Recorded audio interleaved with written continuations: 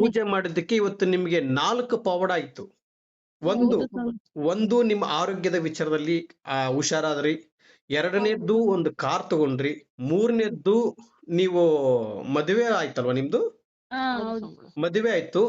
4ನೇ ಪವಾಡ 20 ವರ್ಷದಿಂದ ಆಗ್ಲಾರ್ದಂತ ಕೆಲಸ ಇವತ್ತು ನಿಮ್ಮ ಹೆಸರಲ್ಲೇ ಸೈಟ್ ರಿಜಿಸ್ಟ್ರೇಷನ್ ಆಯ್ತು. ಹೌದು ಸ್ವಾಮಿ. ಇದೇ ರಾಯರ್ ಪವಾಡ, ಹೌದಲ್ವಾ? ಖಂಡಿತ ಸ್ವಾಮಿ. ಖಂಡಿತ. ತುಂಬಾ ಖುಷಿ ಆಗುತ್ತೆ. ಆದ್ರೆ ಒಂದು ವಿಚಾರದಲ್ಲಿ 4 ಪವಾಡ ಆಗಿದೆ. ನಾನು 8 ಹೋಳಿಗೆ ಬೇಕು. ಒಂದೊಂದು ಪವಾಡಕ್ಕೆ 2 ಹೋಳಿಗೆ ನೆನಪಿರ್ಲಿ. ನಾನು 8 ಖಂಡಿತ ಸ್ವಾಮಿ, ನೀವು ಬರೋದೆ ಚಾನ್. ಜೈ ಶ್ರೀರಾಮ್. ಜೈ ಶ್ರೀರಾಮ್. ಯಾರಮ್ಮ ತಾಯಿ ಮಾತಾಡೋದು?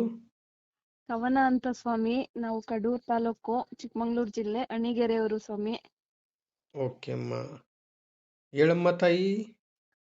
ನೀವು ಹೇಳ್ಕೊಟ್ಟಿರೋ ವ್ರತದಿಂದ ನಮ್ಗಾಗಿರೋ ಪವಾಡ, ರಾಯರು ತೋರ್ಸಿರೋ ನಮ್ ಮೇಲೆ ತೋರ್ಸಿರೋ ಕರುಣೆ, ಅವರು ಹೇಳಕ್ಕೆ ಅಸಾಧ್ಯ ಸ್ವಾಮಿಗಳೇ. ಅಷ್ಟು ಹೇಳಕ್ ಆಗ್ದಿರೋ ಅಷ್ಟು ಒಳ್ಳೇದಾಗಿದೆ ನಮಗೆ.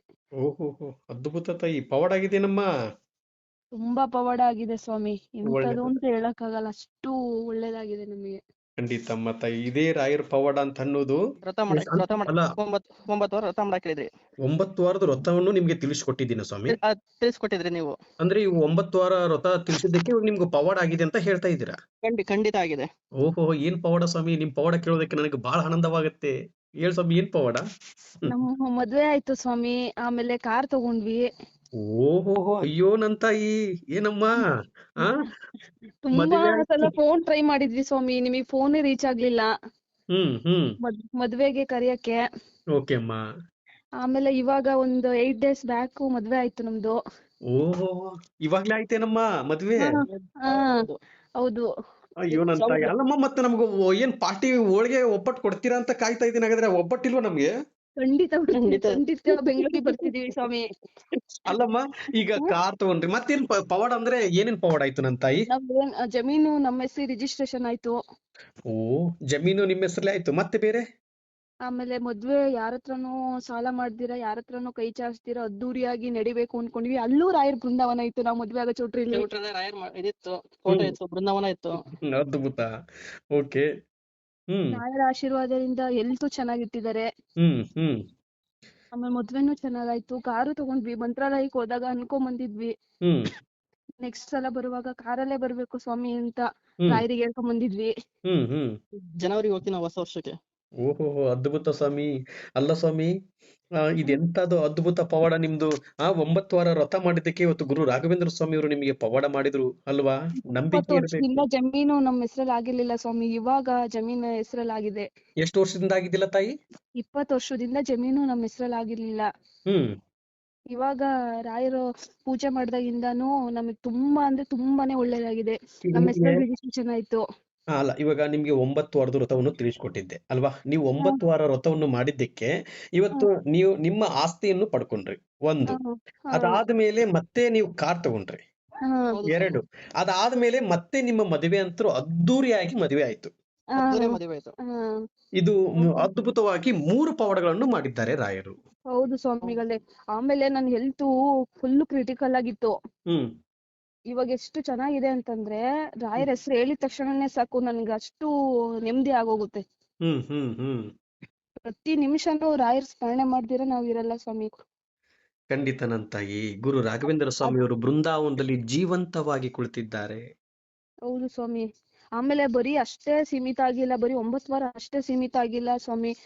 ಯಾವಾಗ್ಲೂ ಗುರುವಾರ ಅಷ್ಟೇ ಚೆನ್ನಾಗಿ ಅಭಿಷೇಕ ಎಲ್ಲ ಮಾಡಿ ಪೂಜೆ ಮಾಡೋದು, ಉಪವಾಸ ಇರೋದು. ಮತ್ತೆ ನಾವ್ ಇರತಕ್ಕೆ ಇದಿದೆ, ಮಠ ಇದೆ. ನೀವ್ ಇವಾಗ ಎಲ್ಲಿರೋದು ನೀವು? ಬಾಗ್ಲೂರು. ಯಲಹಂಕದಿಂದ ಈ ಕಡೆ ಸ್ವಾಮಿ. ಯಲಹಂಕದಿಂದ ದೇವನಹಳ್ಳಿ ನಿಯರ್. ಓಹೋ, ಅಲ್ಲಿರೋದೇನಮ್ಮ? ಹೌದು ಸ್ವಾಮಿ. ಮೊದ್ಲು ಹೊಸಕೋಟೆ ನಿಯರ್ ಇದ್ವಿ, ಇವಾಗ ಈ ಕಡೆ ಶಿಫ್ಟ್ ಆದ್ವಿ. ನಾವು ಎಷ್ಟು ಫೋನ್ ಟ್ರೈ ಮಾಡಿದೀವಿ ಅಂದ್ರೆ, ನಿಮಗೆ ಮದ್ವೆ ವಿಚಾರ ಸ್ಟಾರ್ಟ್ ಆದ್ಮೇಲೆ ತುಂಬಾ ಸಲ ಕಾಲ್ ಮಾಡಿದೀವಿ. ಅಯ್ಯಯ್ಯೋ, ಸಿಕ್ಕಿಲ್ಲ ಲೈನು. ಸ್ವಿಚ್ ಆಫ್ ಅಂತ ಬರ್ತಿತ್ತು. ಆಮೇಲೆ ಮೆಸೇಜ್ ಕೂಡ ಹಾಕಿದೀವಿ. ಆಮೇಲೆ ಇವತ್ತು ರಿಪ್ಲೈ ಬಂತು. ನಿನ್ನೆ ಏನೋ ರಿಪ್ಲೈ ಬಂತು ಸ್ವಾಮಿ ನಿಮ್ದು. ಹೌದೇನಮ್ಮ? ಶಾಕ್ ಆಗೋಯ್ತು ನಮಗೆ. ಮೆಸೇಜ್ ಬಂದು ಫೋನ್ ಬಂದಷ್ಟು ನಮ್ಗೆ ಶಾಕ್ ಆಗೋಯ್ತು. ರಾಯರೇ ನಮಗೆ ಫೋನ್ ಮಾಡ್ತಿದಾರೇನೋ ಅನ್ನೋ ಅಷ್ಟು ಅಲ್ಲ ಖುಷಿ ಆಗೋಯ್ತು. ನೋಡಿ, 1 ವರ್ಷ ಆಯ್ತು ನೀವು ನನಗೆ ಭೇಟಿಯಾಗಿ. ಇವತ್ತು ಮದುವೆ ಆಯ್ತು ನಿಮ್ದು 8 ದಿನ, 1 ವಾರ ಆಯ್ತು ಇವತ್ತಿಗೆ ಮದುವೆ ಆಗಿ, ಹಾ ಅಲ್ವಾ? ಹಾ ಹಾ ಸ್ವಾಮಿ. ನನಗೆ ಗೊತ್ತಿಲ್ಲ ನಿಮ್ ಮದುವೆ ಆಗಿದೆ ಅಂತ ಗೊತ್ತಿಲ್ಲ. ನನಗೆ ಕರೆ ಮಾಡುವಂತ ಒಂದು ಸೂಚನೆ ಬಂತು ಅಷ್ಟೇ. ನಾನೇನು ಹಾ ಕರೆ ಮಾಡ್ಬೇಕು ಅಂತಂದು ನಿಮ್ಗೆ ಗೊತ್ತಿರ್ಲಿಲ್ಲ. ಹಾ ನಿಮಗೆ ಕರೆ ಮಾಡ್ಬೇಕು ಅಂತ ಒಂದು ಅಪ್ಪಣೆ ಆಯ್ತು. ಗುರು ರಾಘವೇಂದ್ರ ಸ್ವಾಮಿ ಅವರು ಯಾವ ರೀತಿಯಾಗಿ ನನಗೆ ಸೂಚನೆ ಕೊಟ್ಟರು ಗೊತ್ತಿಲ್ಲ. ಎಷ್ಟು ಸಾವಿರಾರು ಜನ ನನ್ನ ತಾಯಂದಿರು ಕರೆ ಮಾಡ್ತಿರ್ತಾರೆ. ಹಾ ಒಂದು ದಿನಕ್ಕೆ 10,000 ಜನ ಕರೆ ಮಾಡುವಂತ ಸಂದರ್ಭದಲ್ಲಿ ನಾನು ನಿಮ್ಗೆ ಕರೆ ಮಾಡುವಂತ ಒಂದು ಸೂಚನೆ ಬಂತು ಅಂದ್ರೆ ನಿಮ್ಮ ಮದುವೆಗೆ ವಿಶ್ ಮಾಡುವಂತ ಅವ್ರಿಗೆ ಖಂಡಿತ ಖಂಡಿತ ನಾವು ಸ್ವಾಮಿಗಳೇ. ರಾಯರ್ದೇ ನೋಡ್ತಾ ಇದ್ದು ಸೀರಿಯಲ್ ಈಗ. ಅದೇ ವಿಶ್ ಮಾಡು ಅಂತ ಹೇಳಿ ಗುರು ರಾಘವೇಂದ್ರ ಸ್ವಾಮಿಯವರು ಅನುಗ್ರಹ ಮಾಡಿದಾರ ಅಂತ ಅನಿಸ್ತಾ ಇದೆ. ಯಾಕಂದ್ರೆ ಇಲ್ಲಿ ನಾನು ದೇವರು ಅಲ್ಲ, ನಾನು ಗುರುಗಳು ಅಲ್ಲ. ದಯವಿಟ್ಟು ಅರ್ಥ ಮಾಡ್ಕೊಳ್ಳಿ ತಾಯಿಂದ್ರೆ, ನಾನು ನಿಮ್ಮ ಹಾಗೆ ಸಾಧಾರಣವಾದ ರಾಯರ ಭಕ್ತ ಇಲ್ಲಿ. ನಾನು ನಿಮ್ಮ ಹಾಗೆ ಭಕ್ತ. ಆದ್ರೆ ಈ ತರ ಭಕ್ತಿಯಿಂದ ಪೂಜೆ ಮಾಡೋದ್ರಿಂದ ನಿಮ್ಗೆ ಬೇಗ ಅನುಗ್ರಹ ಮಾಡ್ತಾರೆ ಅಂತಂದು ನಿಮ್ಗೆ ತಿಳಿಸ್ಕೊಡ್ತಾ ಇದ್ದೀನಿ. ಹೌದು ಹೌದು ಖಂಡಿತ. ಆಮೇಲೆ ನನಗೆ ಮದ್ವೆಗೆ ಗಿಫ್ಟ್ ಬಂದಿರೋದು ರಾಯರ್ ಫೋಟೋಸೇ ತುಂಬಾ ಬಂದಿದೆ. ಓಹೋ, ರಾಯರೇ ನನಗೆ ಆಶೀರ್ವಾದ ಮಾಡೋ ತರ ಅದ್ನ ರಾಯರ್ ಫೋಟೋಸೇ ತುಂಬಾ ಕೊಟ್ಟಿದ್ದಾರೆ. ನೋಡಿ, ಅದ್ದೂರಿಯಾಗಿ ಮದುವೆ ಆಯ್ತು. 1 ರೂಪಾಯಿ ಖರ್ಚಿಲ್ದಾನೆ ಮದುವೆ ಆಯ್ತು ಅಂತ ಹೇಳ್ತಾ ಇದ್ದೀರಾ?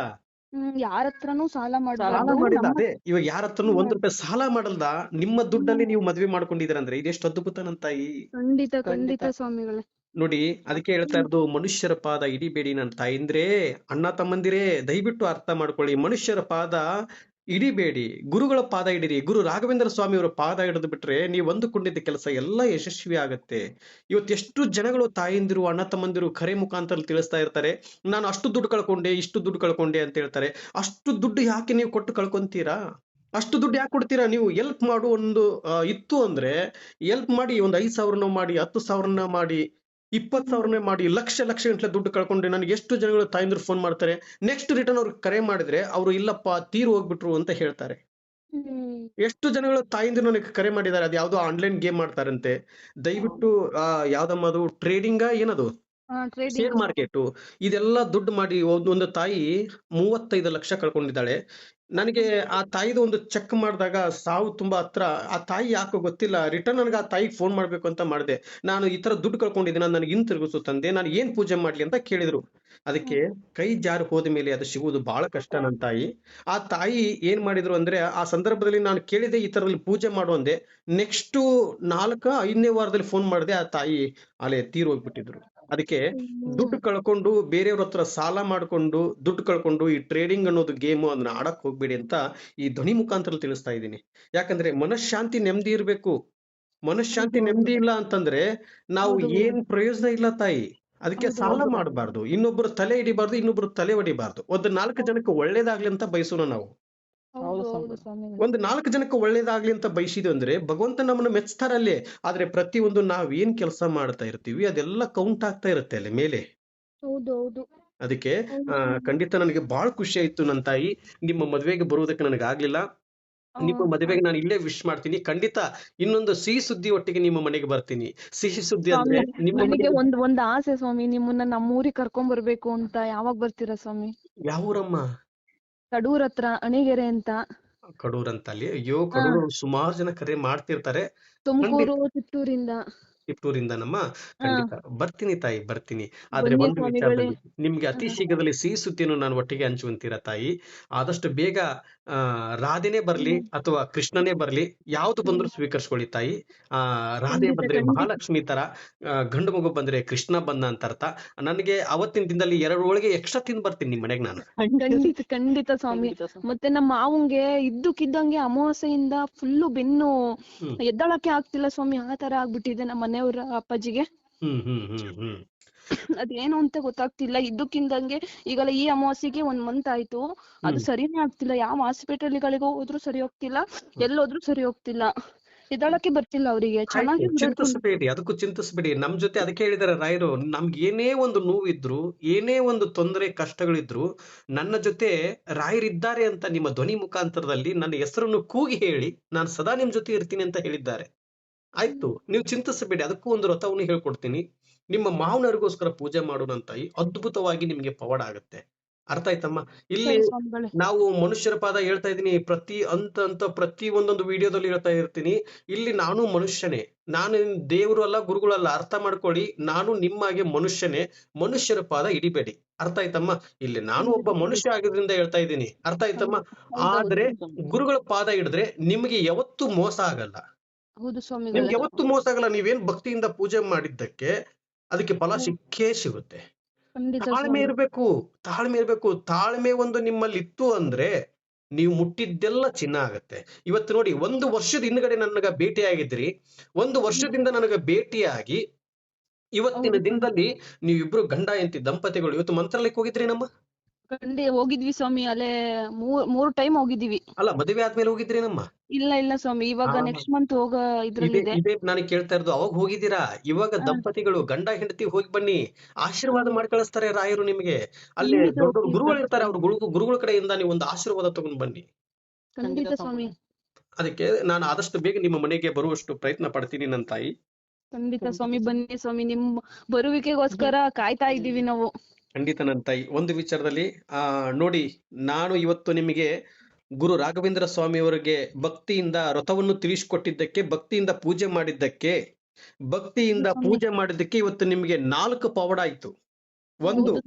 ಒಂದು ನಿಮ್ಮ ಆರೋಗ್ಯದ ವಿಚಾರದಲ್ಲಿ ಹುಷಾರಾದ್ರಿ. 2ನೇದ್ದು ಒಂದು ಕಾರ್ ತಗೊಂಡ್ರಿ.